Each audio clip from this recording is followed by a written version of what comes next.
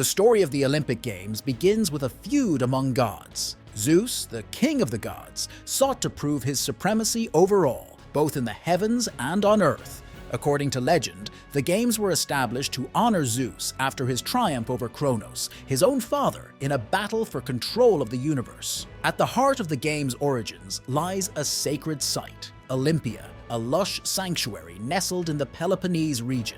Here, Zeus was worshipped, his might symbolized by a towering gold and ivory statue, one of the 7 wonders of the ancient world. The games were held every 4 years, a period known as an Olympiad, and became a ritual to pay homage to Zeus and celebrate the harmony between physical and spiritual excellence.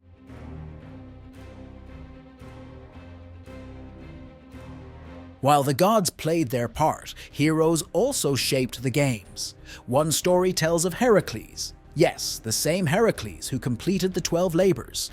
After cleansing the Augean stables, he planted an olive tree at Olympia as a token of peace and strength. From this very tree, victors in the games would later receive their crowns. Another tale speaks of Pelops, a mortal prince who won a chariot race against King Oenomaus to marry the king's daughter Hippodamia. Pelops dedicated his victory to Zeus, and his triumph inspired the establishment of the games. And the starting point of the chariot race was Olympia.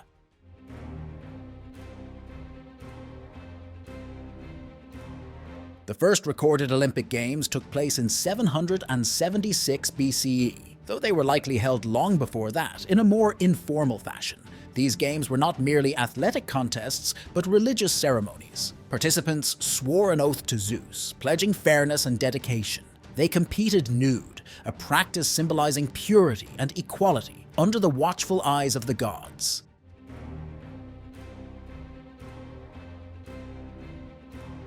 During the games, wars paused. A sacred truce, known as the Ekacheria, ensured safe passage for athletes and spectators alike. City-states that were normally rivals, Athens, Sparta, Corinth, gathered in peace. The games celebrated not just physical excellence, but unity and shared cultural identity. Winning an event brought immense honor. Victors received an olive wreath, eternal glory, and songs written in their name. For many, this was worth more than gold.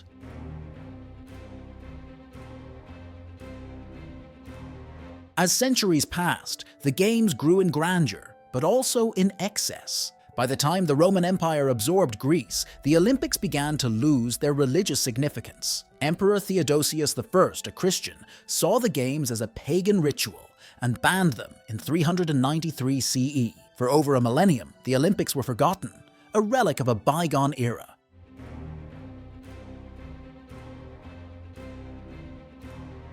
The flame was reignited in the late 19th century by Pierre de Coubertin, a French historian who admired ancient Greek culture. Inspired by the idea of uniting the world through sport, he proposed reviving the Olympic Games. His vision became reality in 1896, with the first modern Olympics held in Athens. Unlike their ancient counterpart, the modern games embraced diversity. Women competed, nations marched under their own flags, and new sports were introduced. Yet the spirit of the ancient games remained, a celebration of excellence, unity, and perseverance.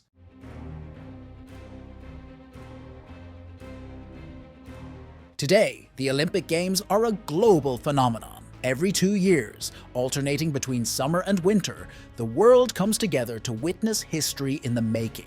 Athletes from over 200 countries compete, their stories of struggle and triumph echoing those of the ancient heroes. And the torch, that flame lit in Olympia, is carried across the globe, connecting us to the gods, the heroes, and the very first games. It reminds us that while the world has changed, the essence of the Olympics, a pursuit of greatness, remains timeless.